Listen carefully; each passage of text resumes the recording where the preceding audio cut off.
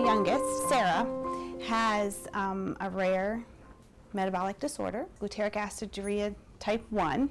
It's called an inborn error of metabolism. So Sarah cannot metabolize certain amino acids which make up protein.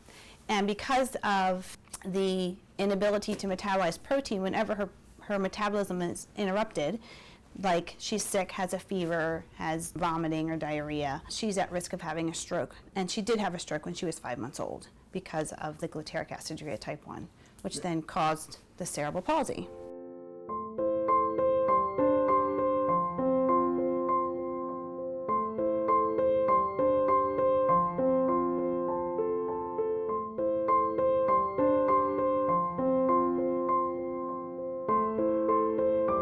So when a baby is born, they prick their heel and they take 5 drops of blood. And then that goes to the health department. And when Sarah was 6 days old, they called us and said, your daughter indicates it had this, came up positive for GA1. And they explained it to us. And, you sit in shock because you're just talking to some stranger on the telephone. And they called her pediatrician, who then called Hopkins right away and got us an appointment. So when she was 1 week old, we were at Hopkins all day having her tested to confirm. And she was typically a developing baby until she was to the day 5 months old. And she woke up that morning and she was just a rag doll.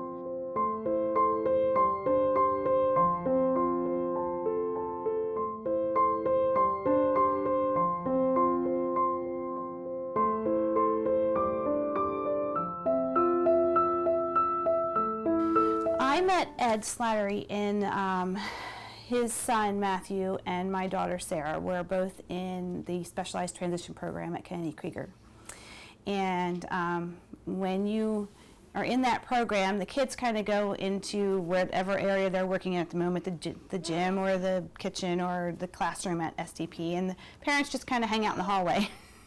So you kind of start talking, and that's how I met Ed, in the hallway at STP at Kennedy Krieger, and it just started a conversation, and we sat there for weeks.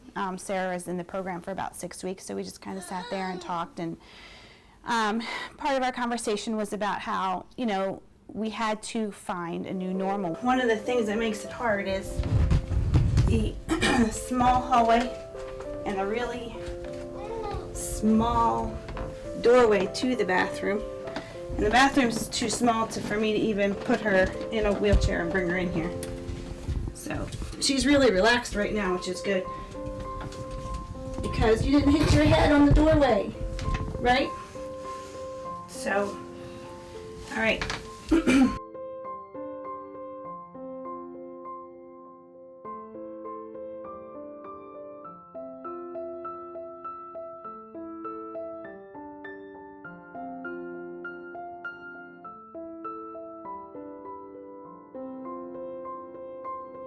We both had children that were typically developing up until a certain point, and then life just kind of did a 180 and threw a wrench in things. So we moved over here, and so we could be close to Hopkins. Hospitals over there didn't want to touch her with a 10-foot pole. They didn't even understand or never even heard of what she had.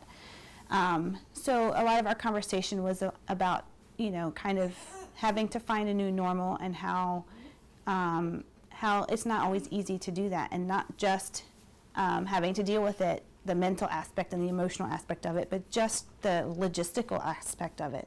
For us, normal is not always easy. We would love to renovate, for Sarah. The normal upkeep of a house is a lot for us to keep up with, especially when we think something's going to cost something, a certain amount, and then it doubles or triples the amount. So besides having the medical bills, we have home renovation bills that we already have. We were able to, when we moved in, to put the ramp in the house, which is very beneficial. We did have a company come in and give us estimate for renovating that area, and they told us a minimum of $80,000, and we were like, yikes! Yeah, that's a lot of money.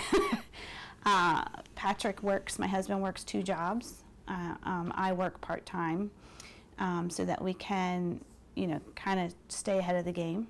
Saving money to do a renovation, becomes very difficult when you have a child that has complex medical and physical needs. So most families in our situation have that problem, because how you've got to keep up with what your child needs at the same time you have to live your life. And we have 2 other kids, and I can't make them sit on the couch all day. They want to be involved in things. So we try and keep life as normal for them as we can. Obviously, there's things they can't do. We just have to say no, can't do everything, but no parent can do everything.